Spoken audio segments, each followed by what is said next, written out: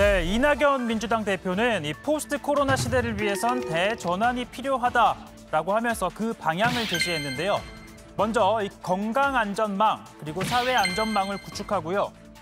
그리고 한국판 뉴딜과 신산업을 육성하고 균형 발전을 이뤄내야 한다라고 밝혔습니다. 또 성평등 문화를 정착하는 것 또한 필수 과제라고 강조했는데요. 그러면서 이 점에 대해서도 공식적으로 사과했습니다. 각종 성범죄에 단호히 대처하겠습니다.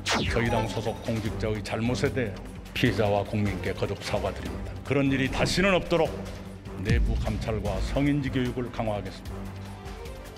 자, 아울러 지금의 상황에서는 통합의 정치, 그러니까 협치가 중요하다라고 강조했는데요. 코로나19라는 전례 없는 국난에 정치가 변해야 국민들에게 희망을 줄 수 있다며 국난을 헤쳐가는 동안에라도 이 정치권이 정쟁을 중단하자라고 야당을 향해 제안했습니다.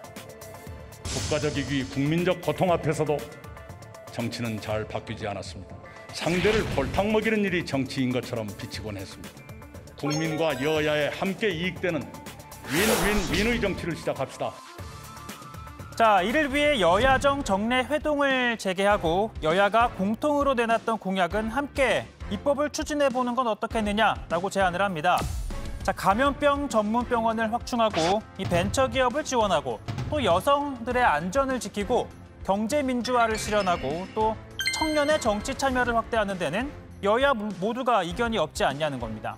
자, 이 같은 정책 협치를 통해 정무 협치도 이뤄낼 수 있다라고 강조했습니다. 자, 때마침 오늘 국회에서는요, 가족 돌봄 휴가를 연장하는 법안이 처리됐습니다. 현재 가족 돌봄 휴가는 10일이지만 코로나19로 학교나 어린이집이 휴교해 이미 모두 사용한 가정이 많을 텐데요.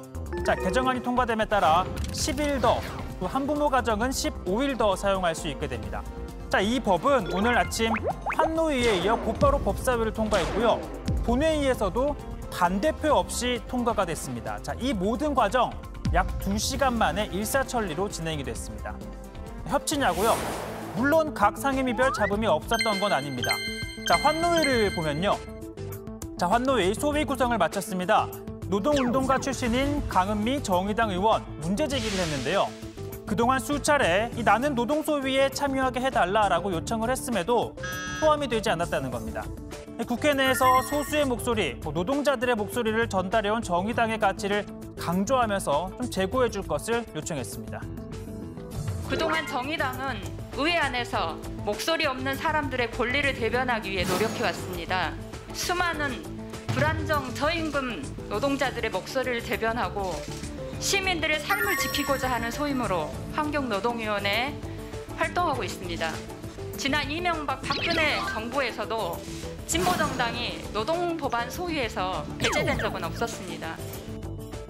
자, 법사위는 어땠을까요? 자, 오늘도 추미애 법무부 장관과 관련한 공방으로 시작했습니다.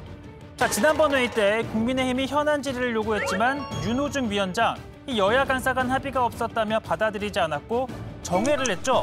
그리고 시간이 지나 자연스럽게 회의가 끝났습니다. 자, 국민의힘은 오늘 유감을 표명하면서 재차 이 추미애 장관을 불러 현안 질의를 하자라고 요구한 겁니다.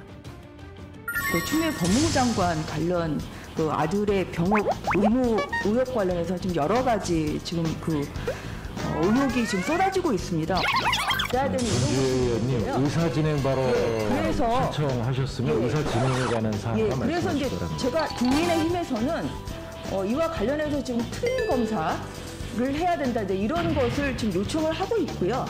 조속한 시일 내에 법무부 장관이 출석하는 법사위 회의를 개최해 주시기를 요청하는 바입니다. 이상입니다.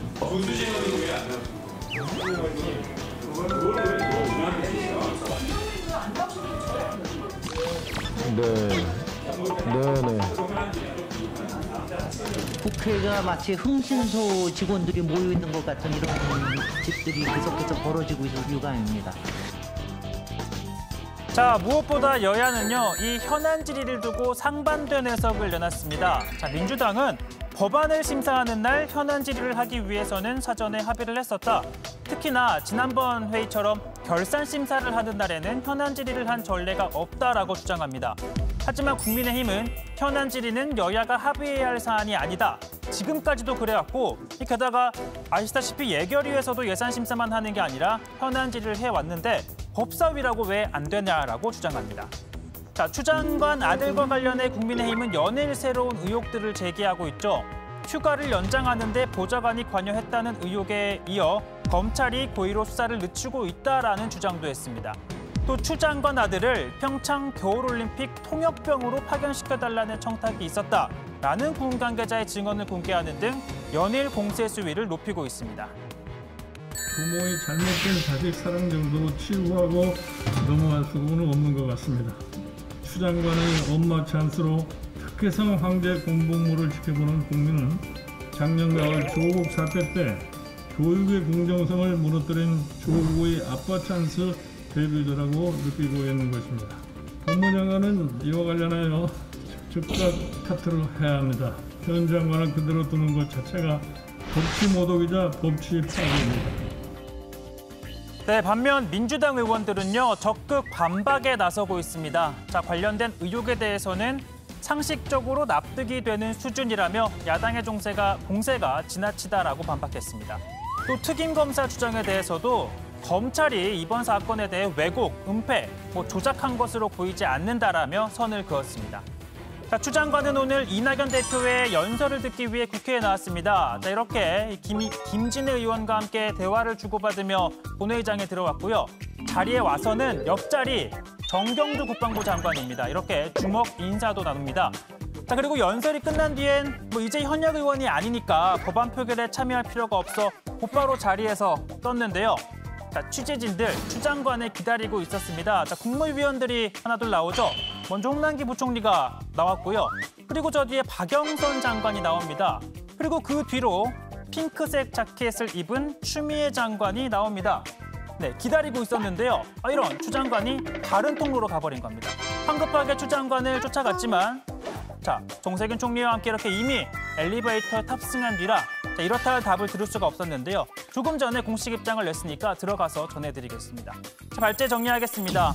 이낙연, 국난 동안엔 정쟁 중단, 국민 여야 위한 윈윈윈 정치하자입니다.